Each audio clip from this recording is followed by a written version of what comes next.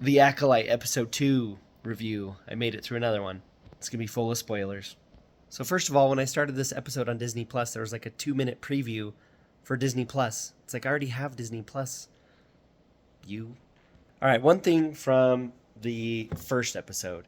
So I know everyone's already talked about the fire on the outside of the ship, but I've always thought fire in Star Wars was okay because the ships exploding have oxygen inside of them. But fire on the outside of a ship makes sense if there's something like leaking, like coming out fast, and then like it gets lit, so it's like. But the fire in episode 1 is just like this, like my friend said, like a gentle campfire blowing in the breeze outside the ship. Like it's so stupid. Like it would make sense if it was again like a fast leak or something. But that's just one of many examples how the production design and just like the little things that happen, like physics things or whatever. I know it's a fantasy sci-fi show. I know like I shouldn't judge that, but it doesn't even hold true to what is already existing in this universe. Okay, so in the second episode, they are on some dumb invented planet when Star Wars already has a million planets that exist, and Disney Star Wars just needs to invent a new planet on every single show and movie thing. It's like, just have it be planets that already exist. Why do they have to do this? Planets are big. You don't have to go in the same place people have already been. But I actually thought it was cool that there was a local Jedi temple on some dumb Disney planet. And then the bad Jedi girl twin, she's not a Jedi, but she's bad.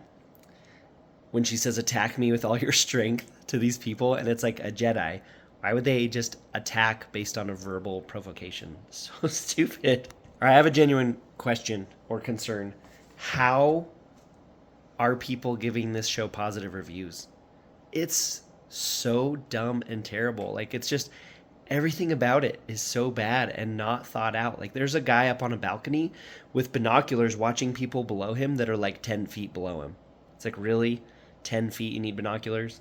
Another thing about this show that is very un-Star Wars is that everything looks so clean.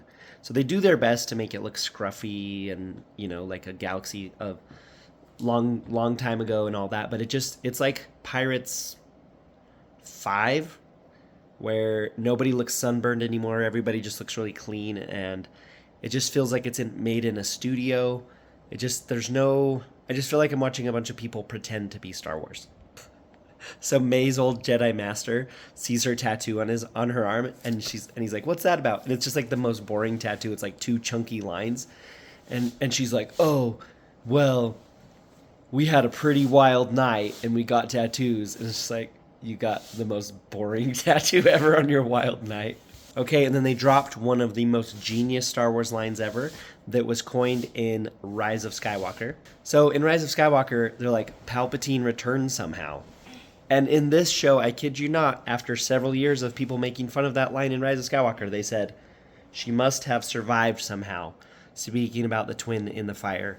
So I guess there's just no improvement or growth over at Disney Star Wars Land. I guess that makes sense for their heroes who already start out very powerful. So maybe they think, I don't know. Anyway, I just started laughing when they said that. She must have survived somehow. I was like, no way. This is like a Star Wars trademark at this point. I hope someone else says it soon. So I'm getting the same feeling while watching this movie as I got from watching Jupiter Ascending. So I love the 3 Matrix movies. Yes, all 3 of them. I know a lot of people only like the first one, but I love all 3, and I think they're so much fun. And I enjoy the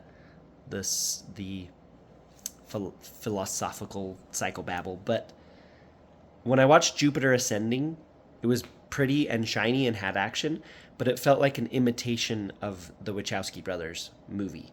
Like, it felt like they were imitating themselves. And so I'm watching this movie, and it feels, I said, like a sad, dead imitation husk of Star Wars.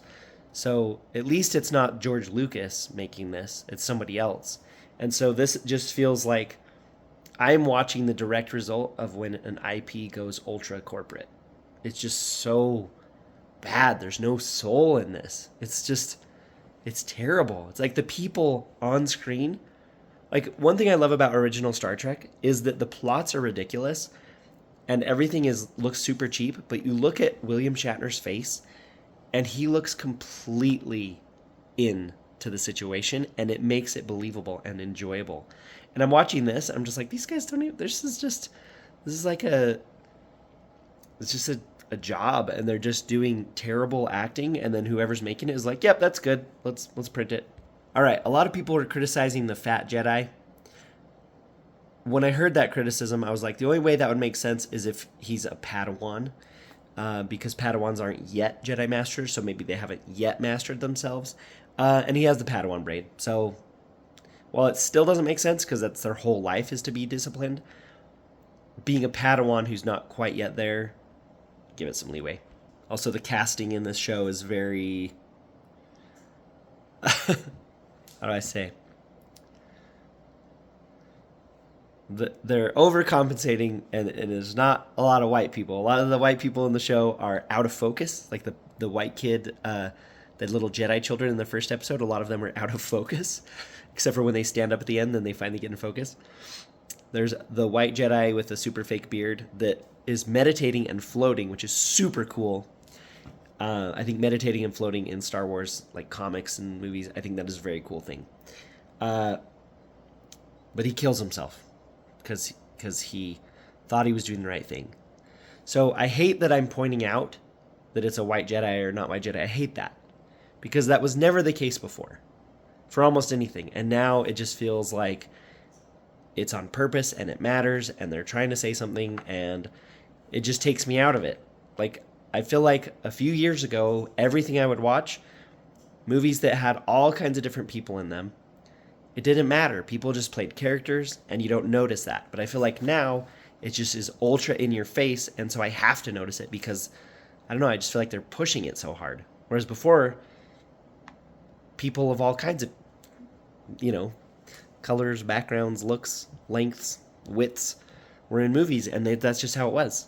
But now, I just ultra analyze it because they're pushing it that way. Okay, so it was super cool to see a Jedi Wookiee. I have always wanted to see a Jedi Wookiee, and that is cool. So I like that. However, it looked like the blaster that he pulled over from that guy was an E11. That model would not exist at this time period. So if it was an E11, bad job, Lucasfilm. So episode 2 sucked just like episode 1. I'm going to watch episode 3 now because I'm very curious because people are making a big hubbub about it. But yeah, episodes 1 and 2 suck super bad in so many categories. Cool Wookiee Jedi, not worth watching the episode though. Anyway, on to the next one. Bye.